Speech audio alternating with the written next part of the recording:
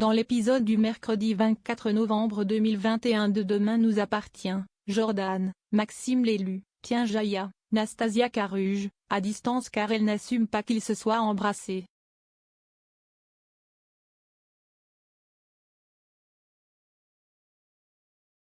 Lissy, Juliette Mabila, essaie de calmer son frère mais celui-ci campe sur ses positions.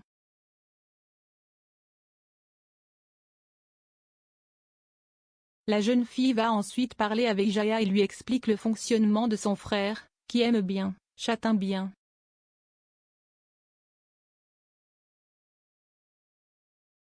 NJ, Louise Marion, voit sa sœur avec Lissy et lui pose des questions.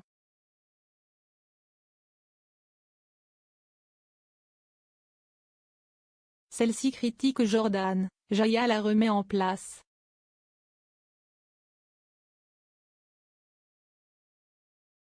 En fin de classe, François, Emmanuel Moire, lit des paroles de chansons écrites par cette dernière.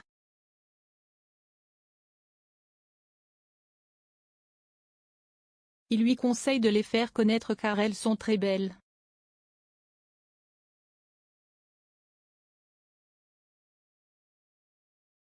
Jaya prend son courage à deux mains et les montre à Jordan.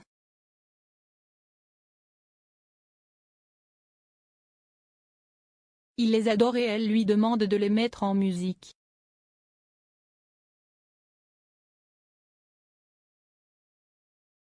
Il accepte, elle l'embrasse.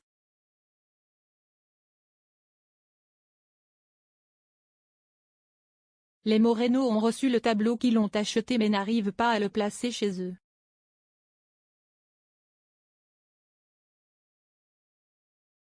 Charlie, Clémence Lassala, et Sylvain, Arnaud Henriet, trouvent de plus la toile affreuse.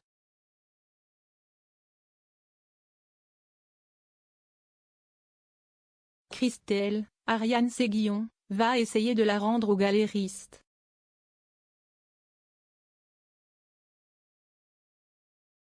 Celui-ci se montre arrangeant et va se charger de lui trouver une œuvre différente.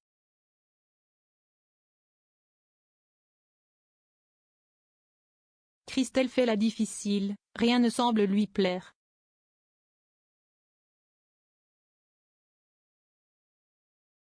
Finalement, elle déniche quelque chose et le ramène à la villa.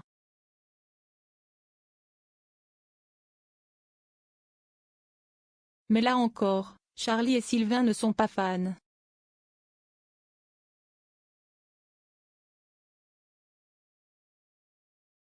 Ils vont garder tableau quand même.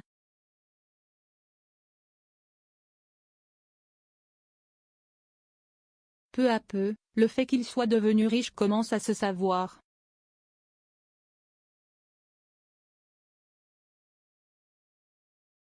Il décide d'organiser une grande fête pour annoncer la nouvelle officiellement.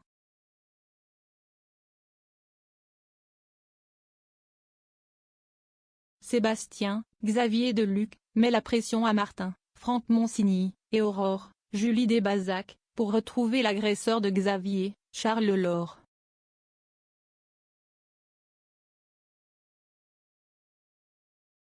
Il se rend dans le bureau de ce dernier en suivant pour fouiller mais se fait surprendre par Damien, Adrien Robe.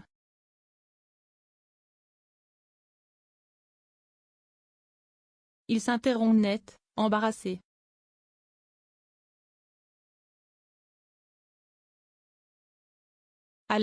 Alexandre Brasseur, vient soutenir Chloé, Ingrid Chauvin, au chevet de Xavier.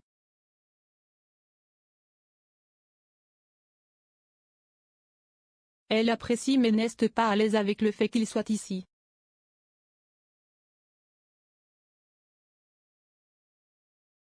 Il s'en va en croisant Rebecca, Victoria Abril, qui a bien vu leur proximité.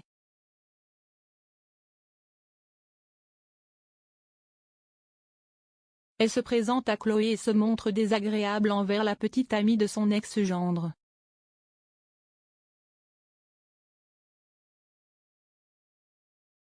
La chanteuse lui affirme qu'elle passera toujours après Raphaël, Jennifer Loret.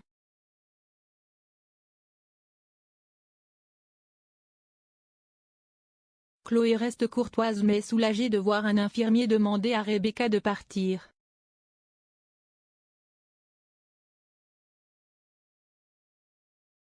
Martin arrive ensuite et l'informe qu'il ouvre une enquête pour meurtre.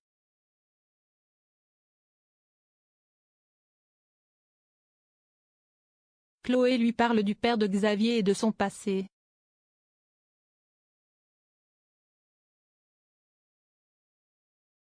Le policier pense ce qu'il s'est produit récemment a forcément un lien avec ce qui est arrivé à son géniteur.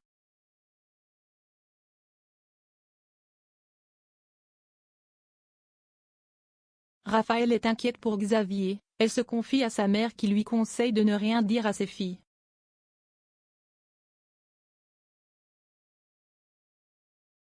L'avocate n'aime pas cette façon de faire.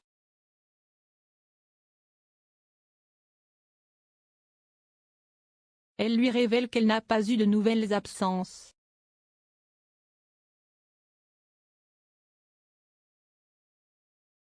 Sébastien demande à Martin et Aurore où ils en sont, il lui indique qu'il pense que l'affaire du père de Xavier et celle de ce dernier sont liées.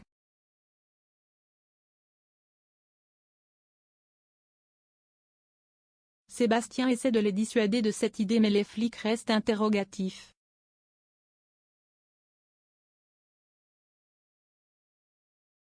Ils vont convoquer Rebecca qui se trouve à ce moment-là avec Raphaël.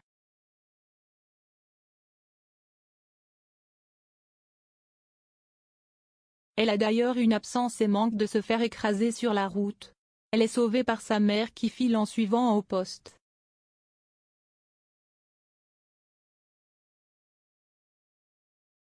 Martin lui dit qu'il sait pour sa liaison avec Daniel Meffre et pour son appel à Xavier juste avant son accident.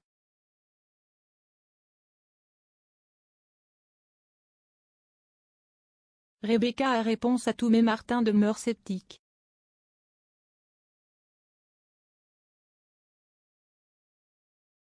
Il n'y a aucun témoin de l'agression.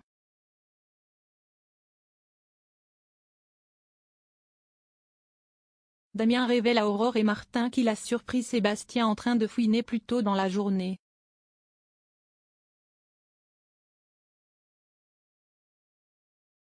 Il suppose que le procureur aurait découvert la liaison de Daniel et Rebecca et se serait vengé en le tuant il y a 30 ans.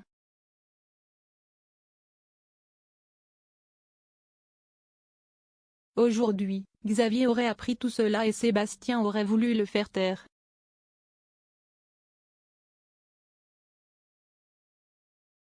À suivre dans Demain nous appartient.